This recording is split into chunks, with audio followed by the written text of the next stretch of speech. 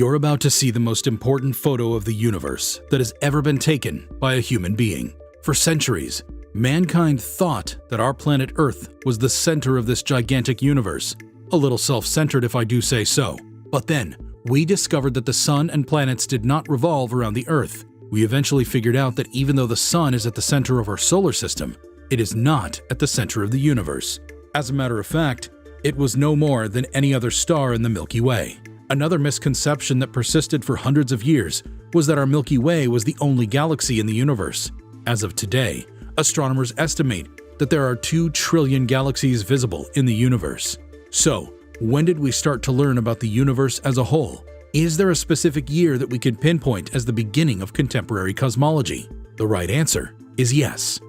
On January 1st, 1925, we saw the universe as it really is. But what happened on that day that altered our view of the universe so drastically?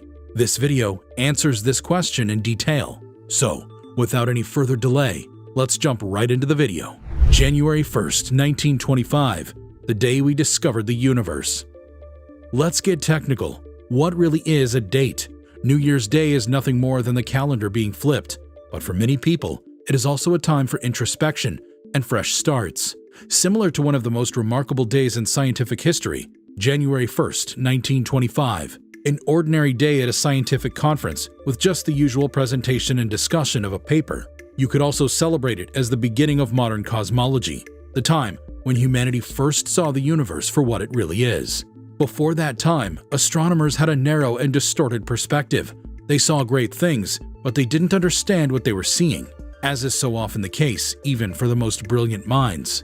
Everything they needed to know was right in front of their eyes. Spiral nebula, mysterious whirls of light that look like spectral pinwheels, have been spotted all over the sky. The Andromeda Nebula, the most well-known of these, was so bright that it could be seen with the naked eye on a moonless night. However, the significance of those seemingly inconspicuous items remained unknown. The Great Debate, 1920. Some scientists have hypothesized that the spiral nebula are actually vast extragalactic star systems, or island universes, like our own Milky Way. However, many others shared the view that the spirals were merely nearby small clouds of gas. According to this perspective, other galaxies, if they existed at all, were like blue whales, hidden deep within the depths of space. It's also possible that our Milky Way is the only galaxy in the universe. Extreme disagreement between the two camps led to the 1920 Great Debate, which ended in a disappointing tie. The work of Edwin Hubble. A few years later, through the efforts of one of astronomy's most well-known names, Edwin Powell Hubble, the correct picture of our place in the universe was revealed. Hubble was known as one of the most patient and meticulous observers at California's Mount Wilson Observatory from the year 1919 onward. In turn, Mount Wilson had recently become the world's preeminent astronomical research center, thanks to the completion of the massive 100-inch Hooker telescope. It was a case of the ideal observer being in the ideal location at the ideal time. Without explicitly endorsing the island universe interpretation, Hubble focused his scientific attention on the spiral nebula, but was always cautious when it came to theory and interpretation. Before coming forward with proof, or disproof if the evidence so indicated, he would rather be the one to present it. An essential piece of the puzzle finally fit in 1922. In that same year, Swedish astronomer Knut Lundmark saw what he thought were separate stars within the spiral nebula M33. John Duncan at Mount Wilson soon after observed the same nebula and saw faint, bright dots. It's possible that these are variable stars, similar to those in our Milky Way, but much fainter due to the great distance between them. Hubble realized the solution was close at hand, so he accelerated his search. Long nights were spent in his favorite bentwood chair as he adjusted the Hooker telescope's riveted steel mount to counteract Earth's rotation. Long exposure images of the Andromeda Nebula turned out exceptionally well. As time passed, the nebula's diffuse glow resolved into a plethora of bright points, giving the impression not of a smear of gas, but of a vast hive of stars. Lone Cepheid Variable Star. In October of 1923, Hubble observed the telltale flicker of a single Cepheid variable star in one of Andromeda's arms, conclusively proving the existence of the spiral galaxy. The intrinsic luminosity of such a star increases or decreases at a predictable rate that is proportional to the star's period of variation.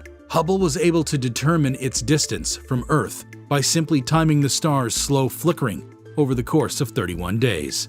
His calculation yielded a startlingly large number for the time, 930,000 light-years, or less than half the modern estimate. Andromeda, the brightest and most nearby of the spiral nebula, was located at an enormous distance from the Milky Way. The great debate was finally put to rest, at least in theory. In a universe so vast, our Milky Way is but a speck, and spiral nebula are other galaxies. This wasn't the end of the story by any means. Hubble, ever the cautious one, pushed forward in search of stronger evidence.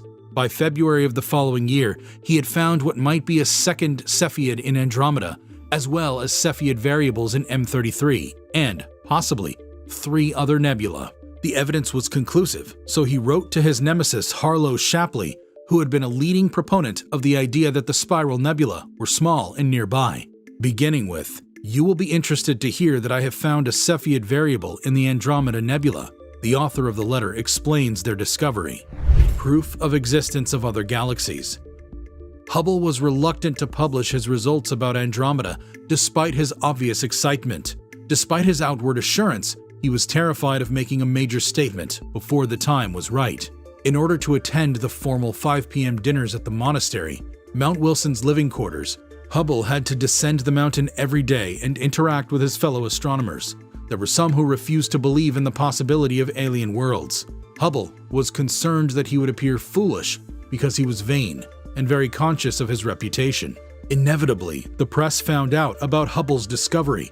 Consequently, a brief article published in the New York Times on November 23, 1924, was the first public announcement of his astronomical achievement. As a result, the world's most important astronomical finding in the last 3 centuries was initially buried in the news. However, Hubble continued to resist going public with his findings.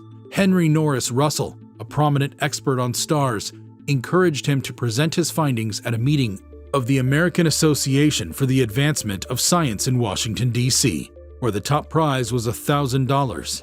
Russell snorted, "Well, he is an ass," when Hubble still didn't hand in anything. He turns down $1,000 when he could use it, even though it's in good condition.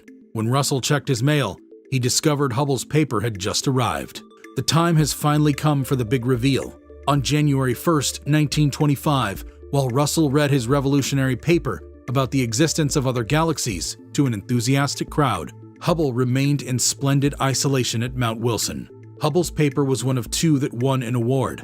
The great debate he had been having was finally settled by his paper. In a short amount of time, it exponentially enlarged the size of the observable universe.